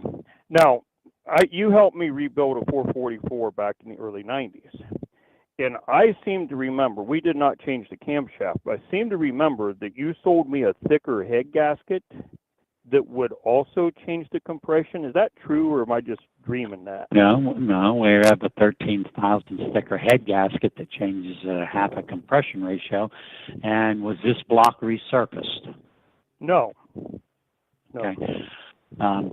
I'm surprised we even did that, because the 444 were you an 821 or a 910 or 1280 CPL? It's been a long time ago. I don't remember. What year was the engine? It was a 88 Volvo. 88. I mean, an 88 Volvo white GMC, but at 444 something. Yeah, right.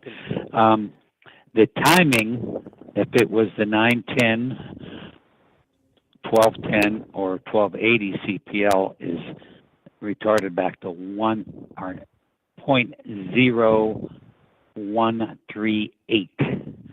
So the timing, that's what the step timing control does. So there's no reason to retard the timing anymore.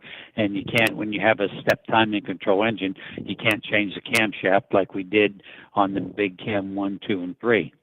It's already a very high lift cam to begin with, because it has to compensate for the hydraulic tappet on above the injector. Okay. So then you I can seem take to a remember 444 up to 700, and it's still pretty safe. I pulled a 10 axle Michigan train with it, and it run like a striped ass ape when you got it done, or I got it done. But it did smoke a lot at an idle, and they'd run you out of the steel mills because they didn't want you. You had to shut it off. If it smoked at an idle, that means there was a problem with your step timing control valve. You should have called me, because that's a pretty easy fix. Okay. Because my brother was at 700 plus horsepower, and that truck was just dead clean at an idle. Okay, so compression ratio has nothing to do with bending the push rods. No. That's fuel pressure. No, it's fuel pressure, or too small of an injector cup, or the injector set too tight. Okay. All right. Well, see you tomorrow morning. They're going to run the rack on my DD14 tomorrow. Okay. All right. So, thanks. Thank you, sir. Thanks for the call. We're all a lot of calls for today. Looks like we're right at the 2-hour mark, so we're going to wrap this up. I do have CMC later today. Rest of the week is a normal schedule. Got a coaching call on Thursday.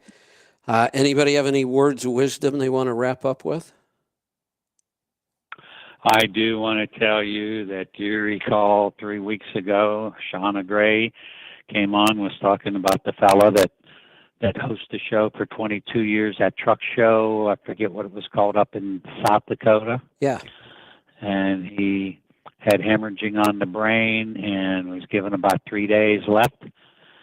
Well, during the weekend, he walked out of the hospital. Wow. He's going on benzodol. Really? The deworming pill. Yeah. Kills cancer.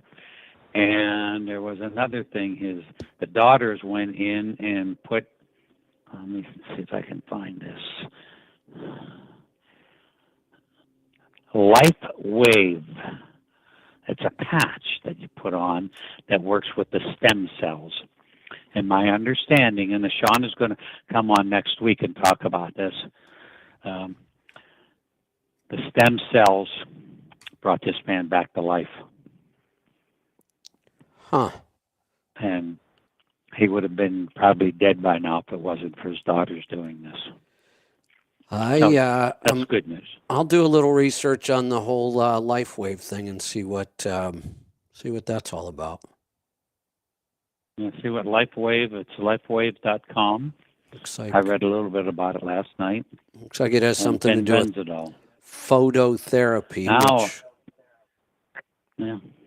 Now my understanding is our large drug companies are coming out with a version of benzidol for humans. But I was this past weekend with the fellow that put me on to benzidol, and his wife is a traveling nurse, and they each take one a day because she had a bout with some cancer. That seems like a lot of dog deworming medication to me, but they're taking one a day. Yeah, I'm not so sure about that, but all right. Anybody have anything else? I do not. All right. We're going to wrap this up. Thanks, as always, to the team from Pittsburgh Power. We'll do it again next week. If you have any questions between now and then, give them a call. We'll see you back here tomorrow for Destination Health. Be safe, be profitable, be fit and healthy. Always do the hard work and master the journey.